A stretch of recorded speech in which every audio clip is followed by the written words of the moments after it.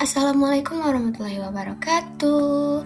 Hai teman-teman, perkenalkan nama aku Ida Wahyuni dengan NPM A1B025039. Kali ini aku akan membahas topik yang penting tapi sering dianggap membosankan, yaitu manajemen pembiayaan pendidikan. Padahal ini masalahnya menyangkut dana sekolah, biaya kuliah, BOS, dan bahkan beasiswa yang bisa bikin kamu bisa sekolah atau enggak. Apa itu manajemen pembiayaan pendidikan? Manajemen pembiayaan pendidikan adalah cara mengelola uang untuk kegiatan pendidikan, mulai dari perencanaan, pengumpulan dana, sampai pertanggungjawaban. Artinya, nggak cuma soal uang datang, tapi juga digunakan untuk apa, gimana, dan hasilnya apa. Jadi, manajemen pembiayaan itu seperti peta keuangan lembaga pendidikan. Terus, kenapa sih kita perlu manajemen pembiayaan pendidikan?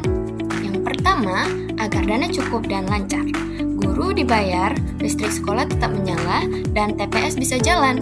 Yang kedua, agar dana dipakai efisien dan efektif, tidak boros, tapi benar-benar meningkatkan mutu pembelajaran. Dan yang ketiga, untuk menjaga keadilan, biaya sekolah ramah bagi semua, termasuk yang orang tuanya tidak mampu. Kemudian, apa saja sih prinsip dasar manajemen pembiayaan pendidikan? Yang pertama, efisiensi. Pakai uang sehemat mungkin tanpa merusak kualitas. Yang kedua, efektivitas. Uang yang keluar benar-benar bermanfaat untuk proses belajar. Yang ketiga, keadilan. Biaya tidak memberatkan peserta didik yang berbeda kemampuan ekonominya. Dan yang keempat, transparansi dan akuntabilitas. Semua orang tahu dana dari mana, dipakai untuk apa, dan laporan bisa diakses. Selanjutnya, apa saja sih tahapan manajemen pembiayaan pendidikan? Secara sederhana, manajemen pembiayaan pendidikan punya 4 langkah utama. Yang pertama, perencanaan. Bikin anggaran, misalnya RAPBS di sekolah, mencantumkan kebutuhan biaya guru, peralatan, dan sarana. Yang kedua, penggalian dana. Cari sumber dana dari pemerintah atau BOS, orang tua, masyarakat, atau hibah. Yang ketiga, penggunaan dan pengawasan. Belanja sesuai anggaran sambil diawasi komite sekolah atau dinas terkait.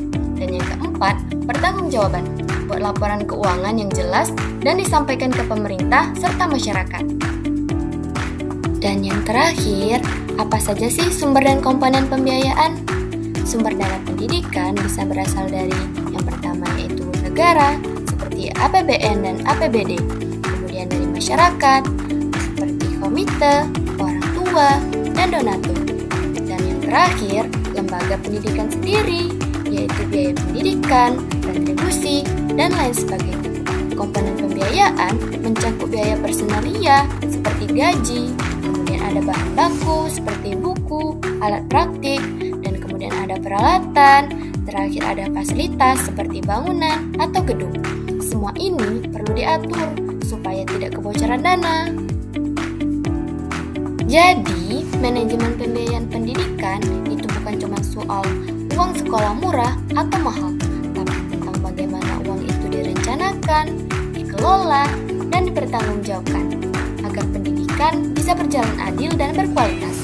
Kalau kamu orang tua, guru, atau calon pendidik, paham manajemen pembiayaan akan membantu kamu menjadi pemimpin sekolah yang transparan dan bertanggung jawab.